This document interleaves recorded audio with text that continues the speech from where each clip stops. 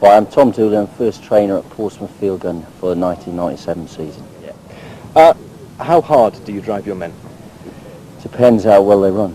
I mean, if they come up with the goods, then basically I'm quite soft on them. But if they don't come up with the goods with them, then I'm quite prepared to do whatever to get what I require out of them. Basically, you know, I'll stay here till whatever time of night till I get what I require. There seems to be a lot of honour about this event. How important is the role of honour in this? Well, for all the lads, it's a great honour to actually run in A crew. To actually be part of Portsmouth Field Gun, to actually run in A crew is probably the best honour they can have. And obviously, to win at the end of it makes it all worthwhile. Neil Jones, captain of Portsmouth A crew in 1997. Just like to introduce you to the crew, starting on my left. Bebs. Peter Submariner. Don't care what anybody says, I don't want ginger hair. Stevie. Yeah, Stoker off HMS Cardiff. Don't do much. Up there, bit of field gun. Chief Tiff. Check it. Chief Tiff. Fat second swing. Tomo. Perhaps I miss the man up at drive normally. He's the brain in the crew. Nick Oldham, Pierre Redder from HMS York. Good looking gift. Oh! Danny Manners, Chief Obsess, off the Cornwall, an Oggy Bay ship, running from my hometown, Pompey, slipping every end. Guys at the back. Let's go and Chief Tiff, Pompey based.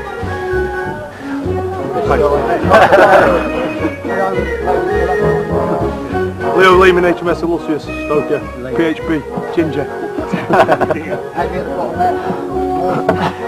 Aggie Weston, HMS Erin, Axel Dwarf.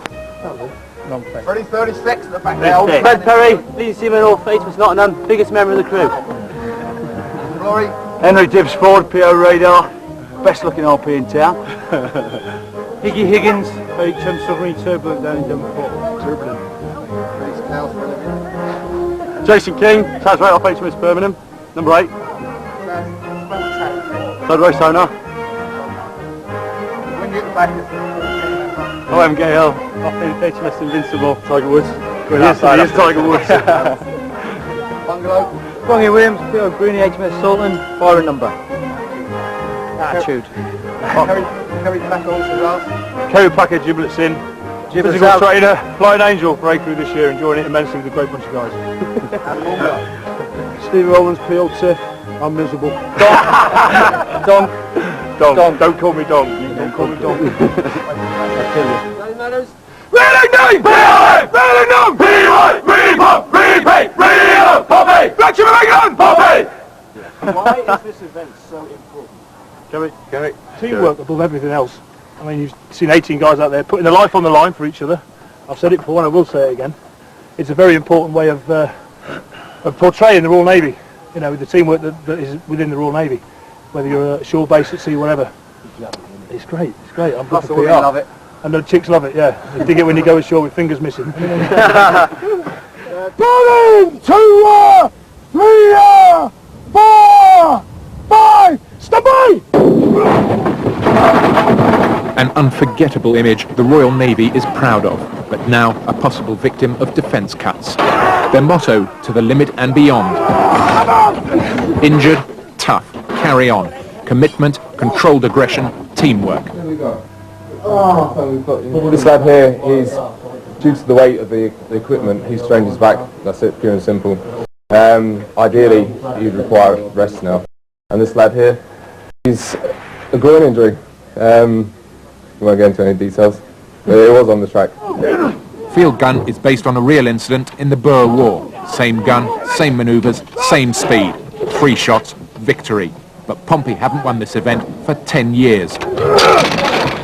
All that matters, winning, beating the crews from Devonport and the Fleet Air Arm. Serious rivalry. Immense. It's massive. I don't think there's anything like it in the world as far as rivalry goes. I mean, you get it in Premiership football, rugby, all that lot, but this is, I mean, you've seen it yourself today, is just something a little bit special about this sort of game. Pompey called Devonport Oggies, Fleet Air Arm Wafoos. Wet and flipping useless. Something like that, anyway, yeah. I could have said, but and the Oggies are just because they eat lots of pasties and they're fat. Best crew I've ever run with. Superb bunch of lads. The Angel's absolutely brilliant. You've already interviewed Mr. Packer, he's superb. Basically, he makes all the difference between, you know, an average crew and a brilliant crew. As you can see with his giblets out there.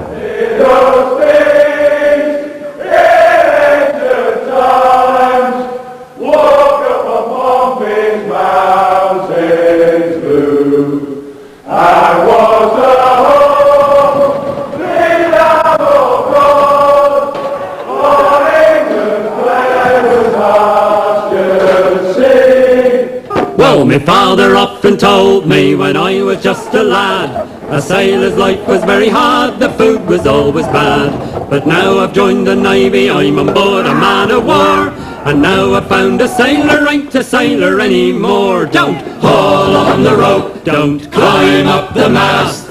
If you see a sailing ship, it might be your last. Just get your civvies ready for another run ashore. A sailor ain't a sailor, ain't a sailor anymore. Well, the Killick of our mess, he says we've had it soft. It wasn't like this in his day when he was up aloft. We like our bunks and sleeping bags, but what's a hammock for? Swinging from the deckhead or lying on the floor. Don't haul on the rope, don't climb up the mast. If you see a sailing ship, it might be your last. Just get your civvies ready for another run ashore. A sailor ain't a sailor, ain't a sailor anymore. Well, they gave us an engine that first went up and down. Then with more technology, the engine went around. We know our steam and diesel, but what's a mainyard for? A stoker ain't a stoker with a shovel anymore. Don't haul on the rope, don't climb up the mast. If you see a sailing ship, it might be your last. Just get your civvies ready for another run ashore. A sailor ain't a sailor, ain't a sailor anymore. Well, they gave us an oldest lamp so we can do it right. They gave us a radio, we signal day and night. We know our codes and ciphers, but what's a semaphore? A bunting tosser doesn't toss the bunting anymore. Don't haul on the rope, don't climb up the mast. If you see a sailing ship, it might be your last. Just get your civvies ready for another run ashore. A sailor ain't a sailor, ain't a sailor anymore. 2 cans of beer a day and that's your bleeding lot. Now we get an extra one because they stopped the top. So we'll put on our civvy clothes and find a pub ashore. A sailor's still a sailor, just like he was before. Don't haul on the rope, don't climb up the mast. If you see a sailing ship, it might be your last. Get your civvies ready for another run ashore. A sailor ain't a sailor, ain't a sailor anymore.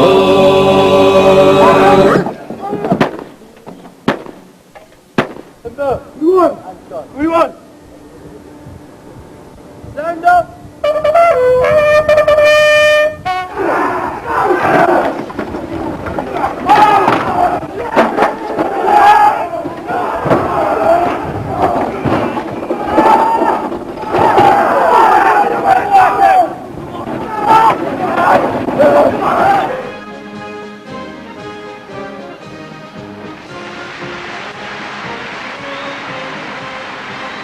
Here they come, marching to the tune of Hearts of Oak. Very much the highlight of the show, these events over the course of the tournament. Each crew races 7 times against each of the other crews, and an overall winner is decided on aggregate timing. A 4-minute run was first recorded in 1948, but in 1962 that was slashed to 3 minutes. Now the record, by the way, is actually 2 minutes 40.6, held by Portsmouth. It stood for 13 years. Will we see that broken tonight? You're about to see the Fleet Air Arm. They're racing against Portsmouth, who haven't won a field gun competition for 10 years. As you can see by the concentration on their faces, they are well aware of that. Over to the starter.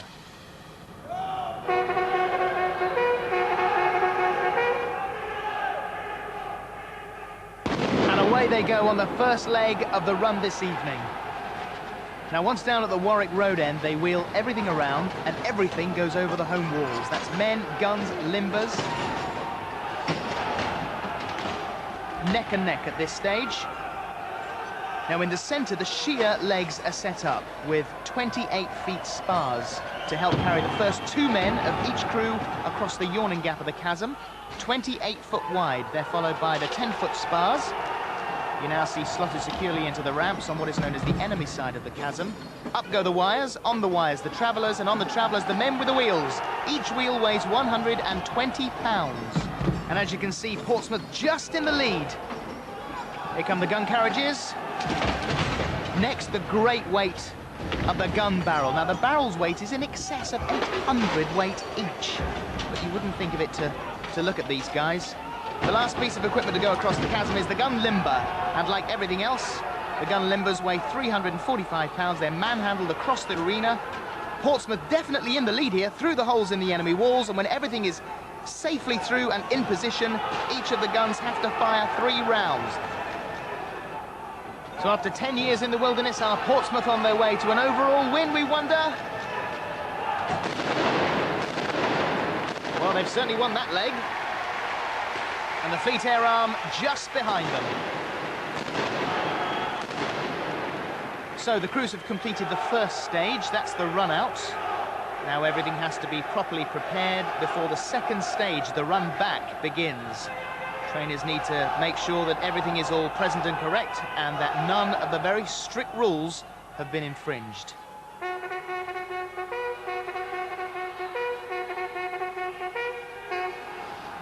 On to the second stage. Everything now goes over the enemy walls. And already the first 2 men of each crew have crossed the chasm. Sent the traveller back now to their comrades who are following behind. The first of them with the wheels. Then the gun limbers. They make it look so easy. Now the first piece of the gun to go across, the great weight of those gun barrels, remember, 900 pounds apiece. They've got to hang between the sheet leg to await the arrival of the gun carriage. When the carriage arrives, the wheels are slipped onto the axles, the barrels lowered onto the gun and then taken away to a new firing position. The last men over are the Flying Angels, and they bring the 10-foot spars with them. And then it's a race for the line. Portsmouth definitely on form this tournament. That's another leg to them. And there's the Fleet Air Arm. And they're 3 rounds. Part 2 over. Strain is starting to show. It's all up to the Fleet Air Arm to pull it back. But it is not going to be easy. Another pause whilst the course is checked and any penalties incurred are calculated. Look at those faces. To these men, this race is everything, and it's the final push. They take their guns and limbers through the holes in the home walls, and when everything is through, they hook up the gun to the limber and pull its massive weight home. Flat out for the finishing line. And it's Portsmouth. That's it. End of the race. There is little doubt as to who finished first, but don't forget that there could be penalty seconds added, which might swing the balance either way. I am exhausted just looking at this. I'll hand over to Basil in the arena for the official results as I get my breath back.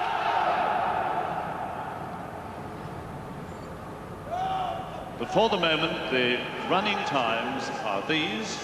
Fleet Air Arm, 3 minutes and 0.3 of a second. Portsmouth, 2 minutes, 45.3.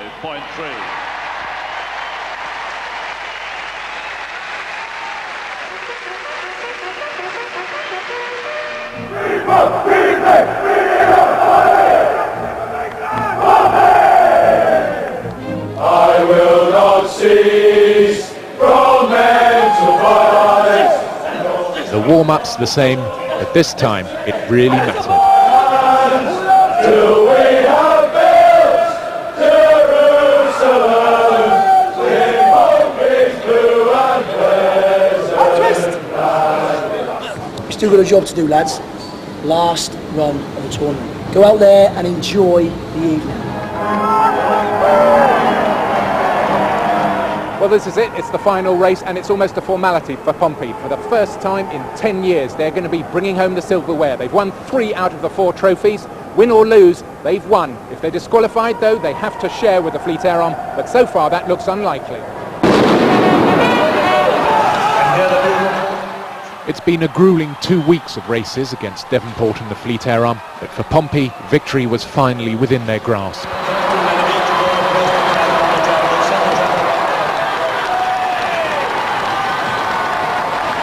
I'm just so chuffed, so chuffed.